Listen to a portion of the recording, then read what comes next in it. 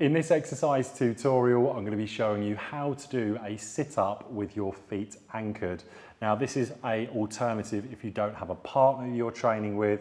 So for example, a lot of people will use a training partner to stand on their feet when they do a sit-up so the feet don't come up. And you often see in a lot of beginners, before I even teach a sit-up to them, I'll actually start to stand on their feet or hold their feet down just so their feet don't come up as they're bringing themselves forward and back in the sit-up motion. So this would actually be the regression of a usual sit-up, meaning this is a slightly easier exercise for those that struggle with the sit-up movement. Of course, you're looking to progress onto the regular sit-up without using a partner, or in this case, dumbbells to anchor my feet down. I've also got a mat here for comfort and a pillow, both optional. I would recommend them, however, for general comfort.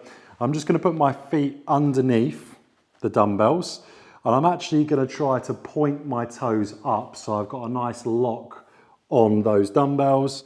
From here, if I don't bring my feet up, what happens is the dumbbells are just going to slide away.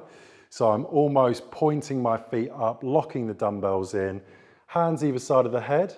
And what I want to do is come up slowly, all the way to my knees, and slowly back down. In terms of breathing, breathing in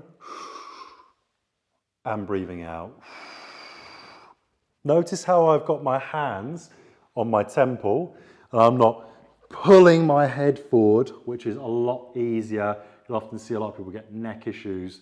So we're keeping nice and upright, slowly coming down under control.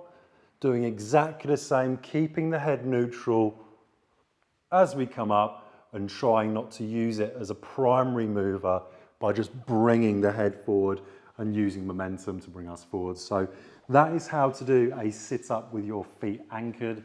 Of course, you can then progress onto a regular sit-up without the weights.